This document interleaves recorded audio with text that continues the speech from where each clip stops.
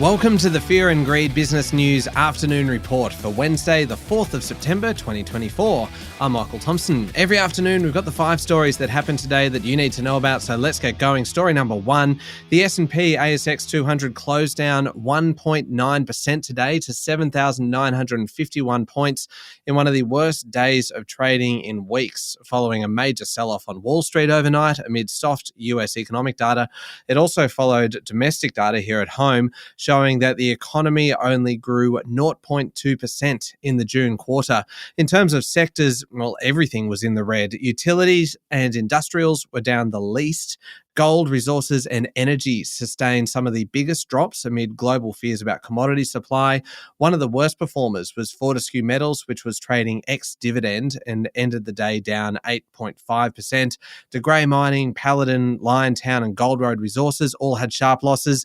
Mineral exploration company Deep Yellow, which has a focus on uranium, was among those suffering the steepest losses. Shares in that company fell more than 8%. Among the best on the bourse was can and bottle maker Aurora, which climbed 7.2%. It announced a plan to sell its American packaging arm in a deal worth almost $1.8 billion. On to story number 2 now, and the Future Fund has posted a 9.1% annual return, or about $18.8 billion worth for the year to 30 June. It's a result the Future Fund is calling very strong.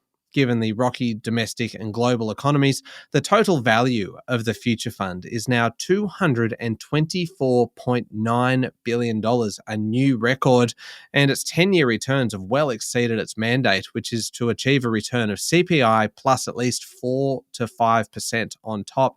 Now, what is particularly interesting, though, is the comments made by new chair Greg Combet, who took over from Peter Costello in June. His comments alongside the results were that the energy transition promises plenty of opportunities for the Future Fund and investors, so it's going to be very interesting to see where he takes the opportunity next. Story number 3, a new analysis by Citi has found there's only one profitable lithium mine in Australia, Greenbushes in WA. That's out of the 7 operating locally. Greenbushes, which is 49% owned by Albemarle, is the biggest in the world, and it's the only one in Australia that is able to make a profit at current lithium prices. The Citi analysis used a gold mining type analysis to find a break-even figure and then assess that with current lithium prices. It's a pretty significant finding, given that lithium is a critical battery component as part of the energy transition. Story number 4, thousands of private businesses across Australia are defaulting on tax debts, leading to many failing. This is according to new data from Creditor Watch. About 34% of those with a $100,000 tax debt that they are 90 days behind on have either chosen to close or have become insolvent. That's about 7,000 businesses. The tax office has started ramping up action against those who are failing to repay tax debts after a long period of relaxed rules during the pandemic, and that is seeing lots of businesses come unstuck, especially amid what are a number of current economic challenges.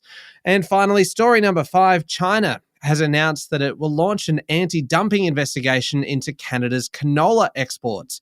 Canada is introducing new tariffs on Chinese EVs, and this has gone down badly with its trading partner.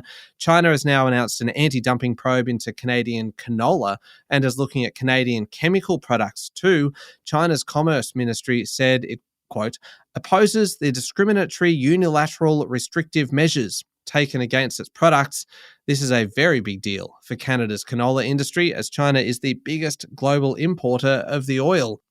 That's it for the afternoon report for Wednesday, the 4th of September 2024. Don't forget to hit follow on the podcast and find Fear and Greed on LinkedIn, Instagram, X, TikTok and Facebook.